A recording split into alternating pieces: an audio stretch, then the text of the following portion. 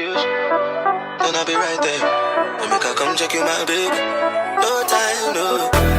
You send me the location. Hi and welcome back to my channel. If you are new here, my name is Shan and welcome back. So today I am bringing you guys a little bit of a story time for those that don't know and that have not watched my other videos. Make sure you go and check those out. I am in my pregnancy journey now, so we are coming with a new series with pregnancy. So I hope you guys actually enjoy this series. Hopefully I can get a good amount of videos for you guys based on how I'm feeling. I am currently on bed rest right now. Well, supposed to be. Still on bed rest, but I thought I would come and give you guys this story time. So I ended up in the emergency room. Yes, guys, I ended up in the emergency room. It was about I think I was 7 weeks pregnant, and I'll let you guys know how I got to the emergency room. But before I let you guys know that, just know that I am okay and our little bundle of joy is okay. It was a very big scare for hubby and I, but by the grace of God, I am healthy and the baby's healthy as well. But anyways, let's get into this story time. I figured this is a good time to share since I am past the threshold now where I feel comfortable sharing the information. But anyways, so what happened is I had just finished doing groceries that day. I was out running around. I wasn't doing any excessive stuff. I was just getting ready, and I was just out doing groceries, my usual monthly groceries and stuff like that, and just doing a little bit of a running around. I had I had an appointment and stuff like that. Nothing too severe and stuff like that I had to do. And then I went in, me and hubby were coming back from work, and then all of a sudden I told him, I was like, I felt a gush. And I felt a gush. I was like, no, I feel that there's something wrong. And he's like, what? And then I literally put my hand, I was wearing tights, guys. I put my hand in between the tights and I look on my hand and I was like, there's blood. And he's like, are you okay? He's like, just go in the house. So I literally started panicking. My heart started beating like crazy. And I could see that he was panicking too, but he wasn't trying to panic to make me panic even more. Because I was like, oh my God. And I just started praying. I was like, God, please don't tell me that I am losing this baby. Because within that time frame, you can lose within your first trimester. It's the most vital time of your pregnancy ever.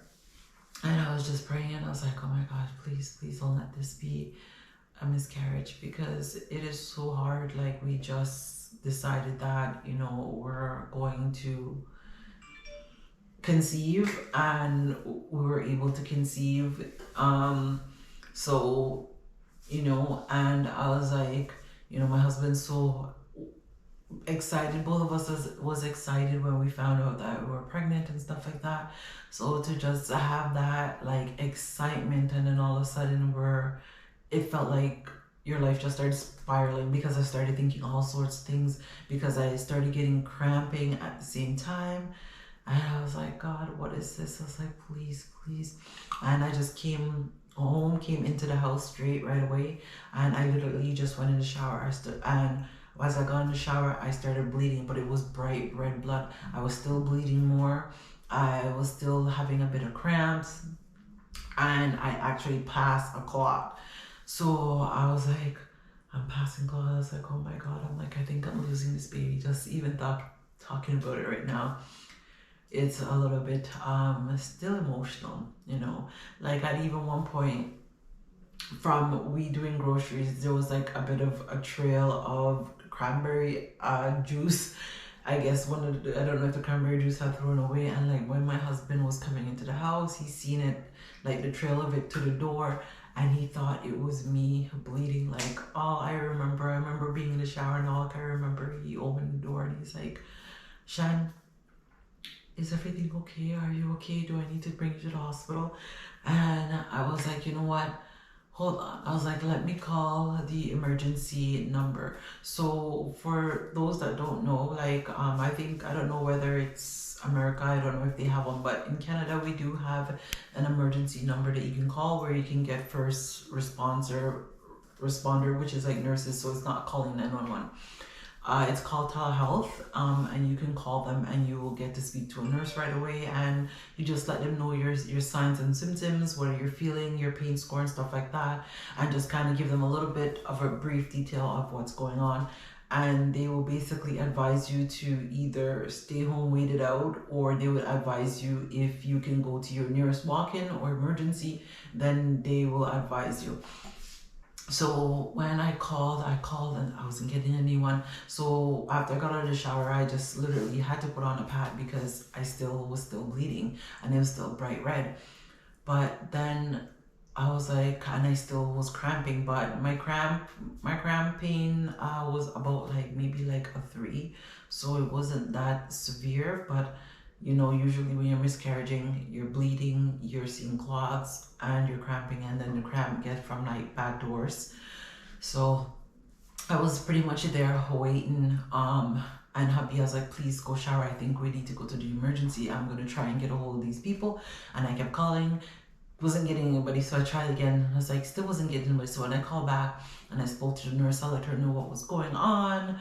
I let her know that I was like, at the time when this happened, I was like, I think I'm about 7 weeks. I'm not 100% sure. I was like, I have not had my first ultrasound yet, but you know, we did do a pregnancy test, more than one, and we found out that we were pregnant.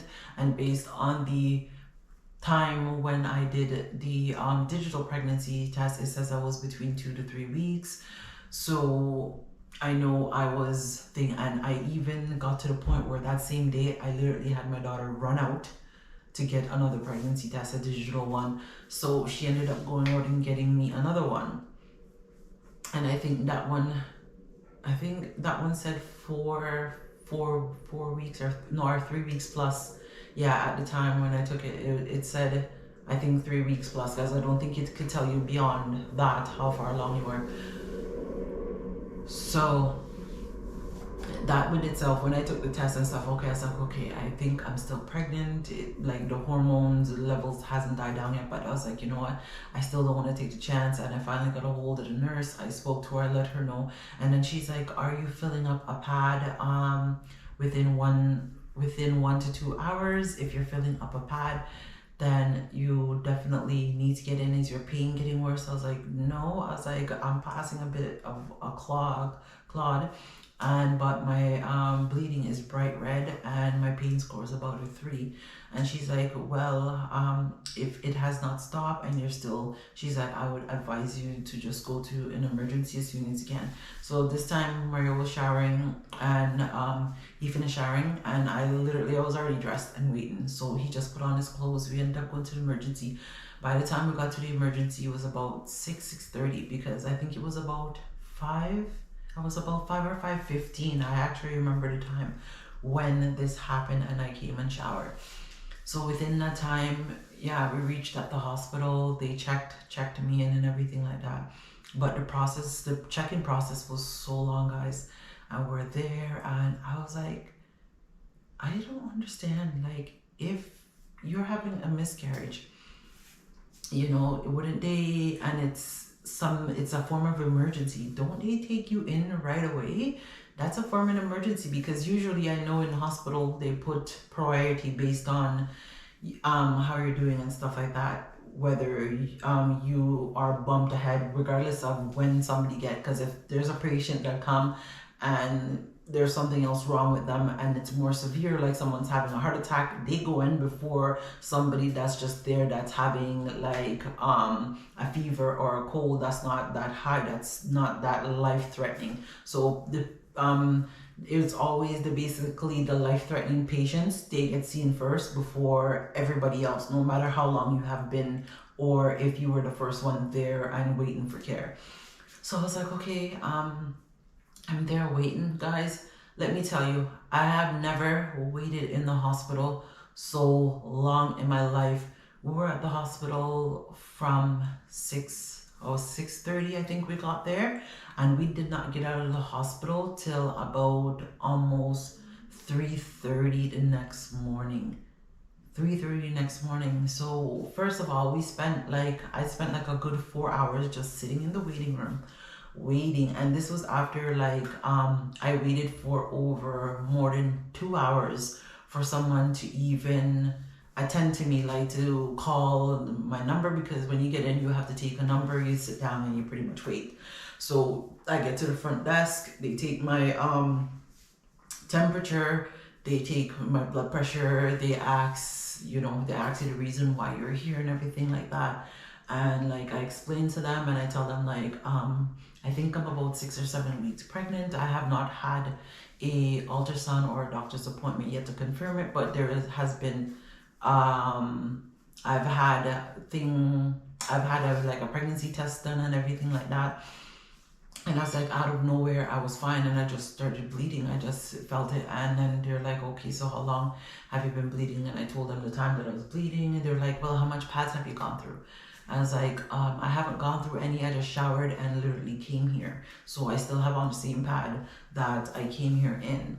And I was like, I haven't been to the bathroom to check to see if it's full, but I know myself, and I know there wasn't nothing on the pad, because I would have felt the gush whether I stand up or stuff like that, but there was nothing. So that kind of made me feel a little bit. But while I was sitting there waiting for the 2 hours before they even called me, like I was literally cramping.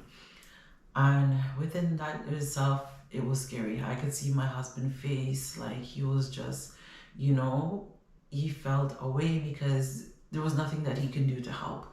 And within myself, there's nothing I can do, it's pretty much in God's hands with everything. And we were just sitting there, and all he could was just ask if I was just okay. So then when they did all of that and they seen that my blood pressure was a little bit elevated, and so they asked like what type of medication I'm on and stuff like that, and like I let them know that my prenatal iron pills, blood pressure pill and stuff like that. And they're like, okay. So they're like, do you know what type of thing? And I was like, I didn't even remember the name of the blood pressure pills that I was on or whatever like that. But I knew my blood pressure started elevating because obviously I'm thinking I'm having a miscarriage here. I'm sitting for 2 hours. Nobody hasn't come to check on me to even rush me off and say, okay, let's go get you in. Let's get blood work done. Let's get an ultrasound done. These are the things that usually when stuff like this happen, they take you in right away and get those things checked. Right? Because I could have been literally sitting in the waiting room, hemorrhaging, literally dying, because I might have been miscarrying, right? And, so that within itself just started like raising my blood pressure even more, because I was like, I don't understand. Like, I know people have been complaining about the Canadian health system, but boy, I never knew it was this bad. Like the wait time just for something like that. So it's just crazy. So, and even after that happened now, I literally went back and they took everything and I sat down and stuff like that. And they're like, oh, wait till get called to the second window. I sat there for a good little while, at least another 10, 15, 20 minutes before they called me to the second window. And the only thing that they did was they put the armband on my hand, and after that, then they're like, okay, you can go to the other door. So when I went behind that door, and this was almost like when I looked, it was almost 4 hours gone already. I was there, still haven't seen by a nurse, except for the person that did my blood pressure. Did the blood pressure and pretty much checked my temperature. That was it, right? So I didn't get to see. So then me and my husband went into a different room, and we just imagine I haven't eaten for how much hours, because I did go grocery shopping and stuff like that, and it would have been dinner time when all of this was happening. So I didn't even get to eat. He didn't eat. We were just so panicking. And by this time now, it was like almost around 10 o'clock at night, and still did not see anybody. This is when we went into the other room, and we're sitting there waiting now. So My husband's like, what? They moved us from one waiting room to another? He's like, no, man, this is really bad. He's like, this is really bad. He's like, I thought we were going in for you to go see the doctor or something like that, or a nurse to see. I was like, no. So I just went in, and all the other people that I seen that was pretty much there ahead of me, like they were still there sitting, waiting. People were sleeping. We're there till finally, after a couple of hours, somebody actually came, and they did blood work. So then they took my blood and stuff like that. And then after they did that, I sat back, waited in the waiting area as well. And I was like, oh my gosh. I was like, literally, if I was literally bleeding to death, I would be dying out here in this waiting room. You know, like I would literally be hemorrhaging out here because they're taking so long. And something like this, like, you know, and at that time I was still bleeding, I was still having cramps. And all I could think about, like, I was just there, just praying, just there praying, like in prayer. Oh, guys, man, like I say, woman, we go through so much stuff. And it was just so scary at that time because I've had a miscarriage before. So I know the feeling, and I was just praying. And I was like, in a sense, it did feel like one, and then in a sense, I was like, no, this can't be it. This cannot be it. And I was like, this cannot be it. And I just kept praying about everything. Just praying for my little one, praying for my life, to make sure that everything is okay, that I am not hemorrhaging, I'm not in the hospital hemorrhaging. I'm like, literally. It just, you know, like with everything with the hospitals, I really, I don't know, it's just been so much. Like when it's like I started having flashbacks of my mom and her passing away and how she was in the hospital waiting on care and stuff like that. And yeah, all that just started like getting to me. And I think because of everything and just waiting so long and then not eating, like my blood pressure went through the roof. So when they came back now, and after they finally, this is after a couple of hours after they, I guess, sent off everything to the lab, they gave me a cup, like, and I was supposed to do a urine test. Like I literally had to ask the doctor, I was like, do you want the urine sample or do you not want it? Like, I don't know. I guess I could understand that they're short staffed and they're so busy that they don't have enough people on hand, that some of the care that you're supposed to get, they were literally, it was missing. It was just not there. And even the compassion that you would generally have when it comes to certain situation, it wasn't there as well. And it's just, I don't know, it's just crazy to me. But anyways, then after like a few hours, this was like, well, after 12 o'clock now, we ended up going in a room. And me and my husband were in that room. And so they finally, yeah, I called your name and we went into a room and we sat in that room and waited. But then I guess somebody came more severe, they needed the room, so they told us to come out of the room and go back in the waiting room. So we're in the waiting room, literally waiting again for how much hours. And then she's like, and like just to even, the doctor came in and, oh, she's like, oh, you might be having an ectopical pregnancy. And she's like, if that's the case, then basically, you know, we'll just have to and let it do its thing, and hopefully it's not too serious. So she just came in, explained whatever very quickly. Like it took 2 seconds and she was gone. And she's like, yeah, I'm gonna need you to take off all your clothes, and that was it.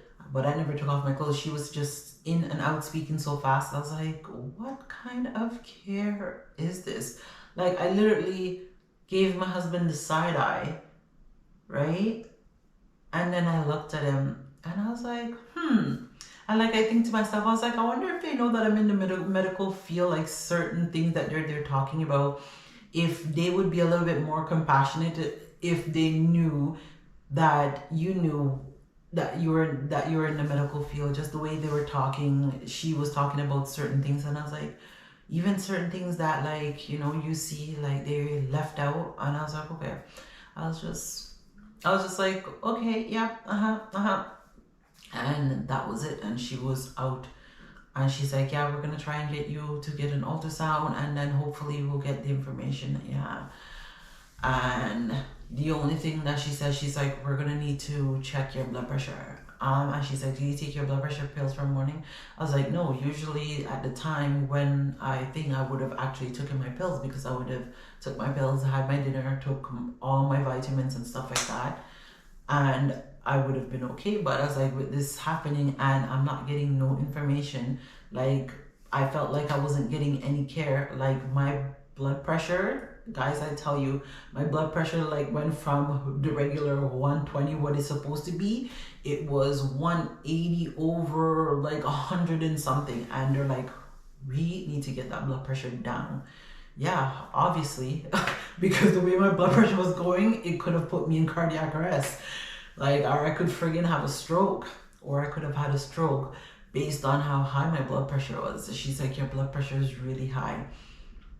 And I was like, yeah, my blood pressure would be high because I've been sitting here for how much hours, not having no food. My husband literally had to go see if he can just even get me a tea in the Tim Hortons and get me something to eat, because I started feeling nauseous and I was literally hungry. And being there for so much hours and not eating and you're pregnant, that does not work out well.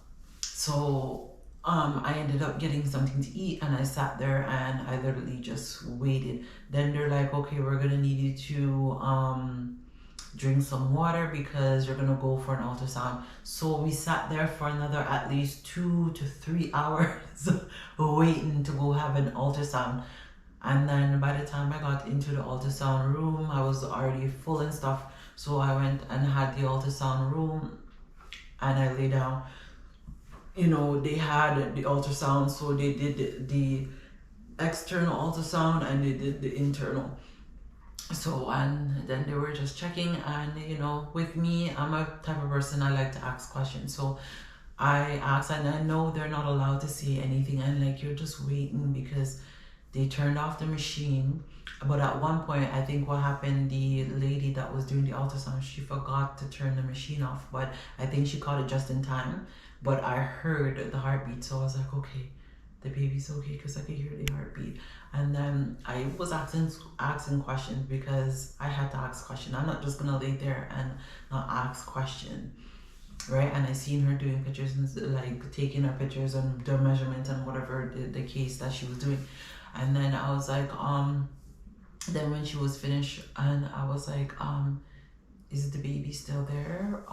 Like I literally had to ask, and then she was like, did they not say anything to you? I was like, no, nobody said anything to me. They told me that basically based on the ultrasound, they would let me know if everything is okay or whatever the case is. And she's like, okay, well, I'm not supposed to say much, but she's like, there's the baby, and the baby is okay. And the baby, I think the baby actually, the baby had a heartbeat, yeah. So then she's like, the baby's okay, the baby's alive, it has a heartbeat, and she showed me the baby on the monitor. And I felt so relieved that the baby was okay. So I guess she did the measurements and everything, and she was able to find out how far along I actually was. Yeah, she was able to find out how far along I actually was.